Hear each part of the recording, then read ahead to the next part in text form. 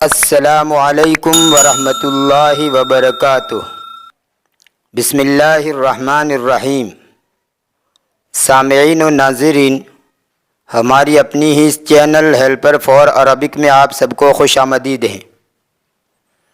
آج کے اس ویڈیو میں آپ کے سامنے دو لطیفے پیش کیے جا رہے ہیں، لیکن لطیفے پیش کرنے سے پہلے بطور تمہید کے ایک بات کی طرف آپ لوگوں کی توجہ مبذول کرانا چاہتا ہوں، اور وہ یہ ہے کہ عموماً ہنسنے ہنسانے کی باتیں کرنے والے کو یوں سمجھا جاتا ہے کہ اس کے اندر تقویٰ نہیں ہے، یعنی ہنسنے ہنسانے کی باتیں کرنا گویا تقوی کے خلاف ہے۔ حالانکہ یہ درست نہیں ہے۔ ہنسنا ایک انسانی خصلت ہے اور عین فطری عمل ہے۔ یہی وجہ ہے کہ انسان ہنستے ہیں اور جانور نہیں ہنستے ہیں، کیونکہ ہنسی اس وقت آتی ہے جب کہ ہنسی کی بات سمجھ میں آتی ہے، اور ظاہر سی بات ہے کہ یہ سمجھداری جانوروں میں نہیں ہوتی۔ چونکہ اسلام دین فطرت ہے، اس لیے اسلام کے سلسلے میں یہ تصور محال ہے کہ وہ ہنسنے ہنسانے کے فطری عمل پر روک لگائے گا، بلکہ اس کے برعکس اسلام ہر اس عمل کو خوش آمدید کہتا ہے جو زندگی کو حشاش بشاش بنانے میں مددگار ثابت ہو۔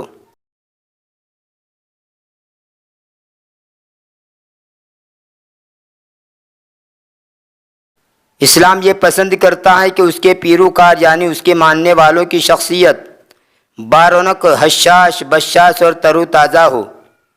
مرجھائی ہوئی، بے رونق اور پژمردہ شخصیت اسلام کی نظر میں ناپسندیدہ ہے۔ اس اسلامی شخصیت کا نمونہ دیکھنا ہو تو آپ صلی اللہ علیہ وسلم سے بہتر نمونہ اور کیا ہو سکتا ہے۔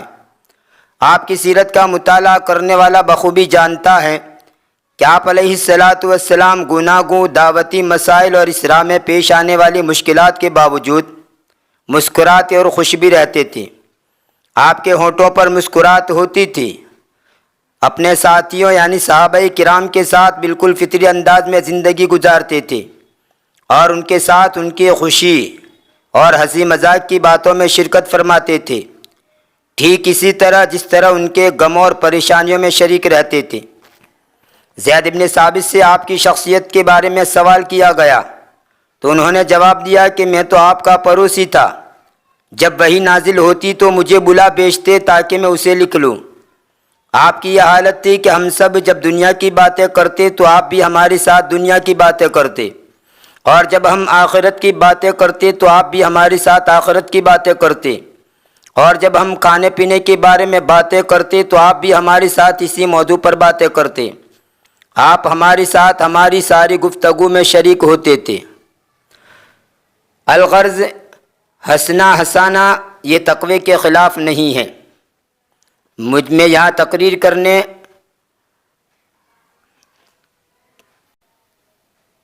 کرنے کے لیے یہ باتیں نہیں کہہ رہا ہوں، یہ تو بطور تمہید کے میں نے یہ چند باتیں آپ کے سامنے پیش کر دی۔ تو آئیے اب آمدم برسر مطلب اب ہم ترجمے کی طرف بڑھتے ہیں۔ کان رجل یبول کل یوم علی فرشہ قالت له زوجته یوما من الایام انک تبول وانت کبیر۔ ایک آدمی روزانہ اپنے بستر پر پیشاب کر دیتا تھا۔ اس کی بیوی نے اس کو ایک دن کہا کہ بلا شبہ تو پیشاب کر دیتا ہے حالانکہ تو برا ہے، یعنی برا ہو کر تو پیشاب کر دیتا ہے۔ قال لها ان الشیطان یجیء الی فی منامی ویأخذنی الی مکان ویأمرنی بالبول فابول۔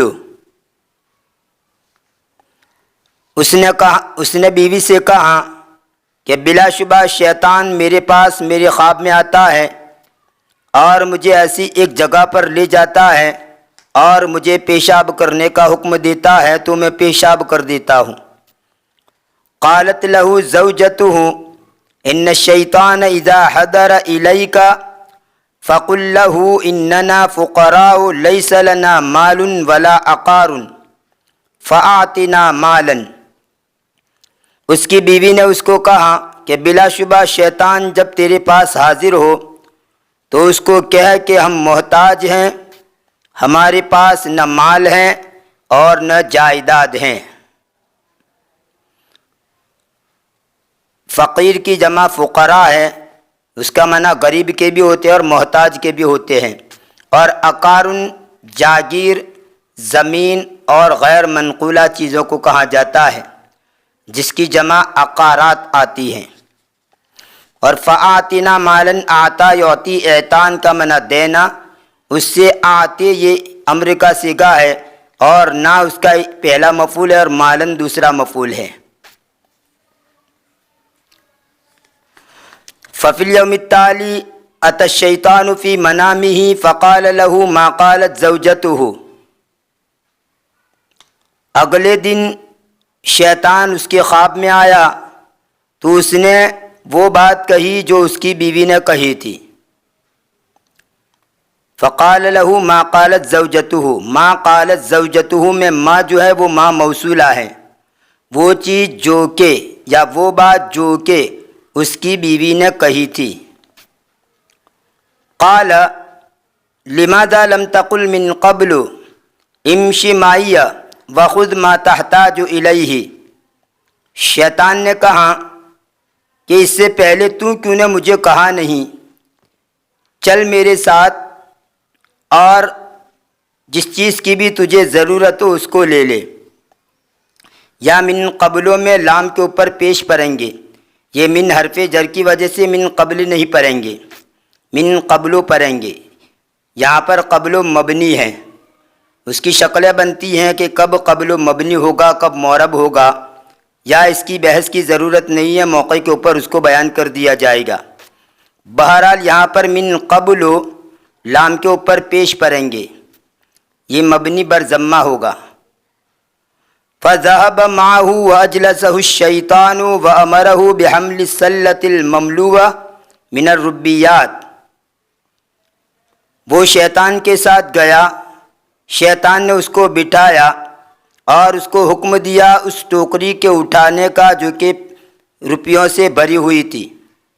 فَحَمَلَهَا وَوَضَعَهَا عَلَى كَتِفِهِ، بس اس نے اس کو اٹھایا اور اس کو اس کے کندھے پر رکھا۔ فَبِثِقْلِ السَّلَّةِ مَا بَالَ فَقَط بَلْ تَغَوَّتَ، بس ٹوکری کے بوجھ کی وجہ سے نہ صرف اس نے پیشاب کیا بلکہ پاخانہ بھی کر دیا۔ فَإِذَا قَامَ مِنَ النَّوْمِ فَمَا وَجَدَ عَلَى فِرَاشِهِ مَا رَأَى فِي مَنَامِهِ مِنَ الرُّبِّيَّاتِ بل وجد مکانہ البول والغائط۔ پھر جب وہ نیند سے بیدار ہوا تو اپنے بستر کے اوپر وہ چیز جس کو اس نے خواب میں دیکھا تھا یعنی روپیے، اس کو نہیں پایا بلکہ اس کی جگہ پر پیشاب اور پاخانے کو پایا۔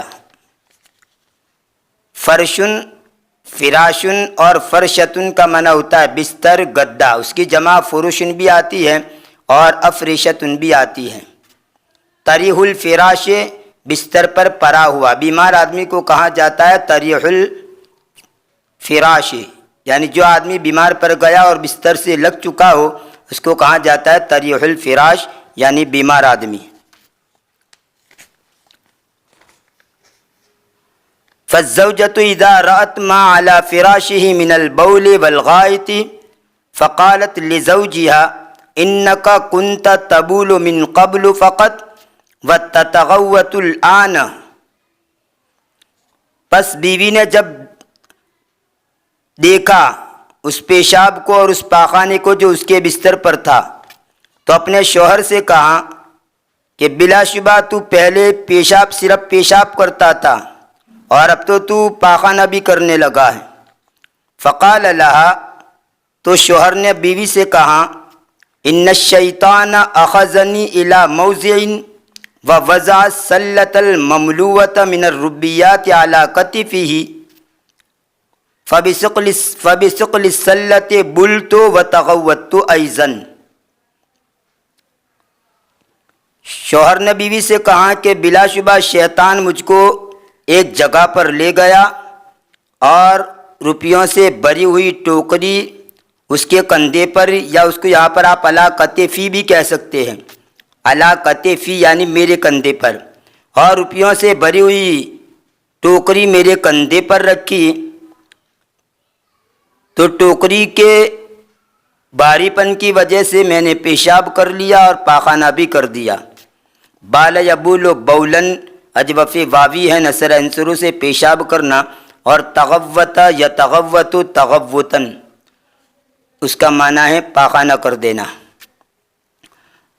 اور اسی سے غائطن پاخانے کو کہتے ہیں، جس کا تذکرہ قرآن کریم کے اندر بھی ہے غائطن۔ فقالت له ان الحالة الاولى خير من هذه الحالة الاخرى لانك تبول فقط من قبل وانت الان تتغوت ايضا فلا تقل للشيطان بعد اليوم شيئا۔ بیوی نے شوہر سے کہا کہ بلا شبہ پہلی حالت اس دوسری حالت سے اچھی تھی، اس لیے کہ پہلے تو صرف پیشاب کرتا تھا اور اب تو پاخانہ بھی کرتا ہے، لہذا شیطان کو آج کے بعد کچھ مت کہنا۔ یہ تو ایک لطیفہ آپ کے سامنے پیش کیا گیا، انشاءاللہ آنے والے ویڈیو کے اندر کچھ مزید لطیفے آپ کے سامنے پیش کروں گا، اور ان لطائف سے ہمیں کیا سبق ملتا ہے اس کو بھی آپ کے سامنے پیش کیا جائے گا۔ تب تک کے لیے انتظار کیجیے۔ ویڈیو پسند آیا ہو تو لائک کیجیے اور زیادہ سے زیادہ اپنے دوستوں میں شیئر کیجیے، اور چینل کو سبسکرائب کر لیجیے اور بیل آئیکن کو بھی ضرور پریس کیجیے۔ ملتے ہیں اگلے ویڈیو میں، دعاؤں میں یاد رکھیے۔ فی امان اللہ، الی اللقاء۔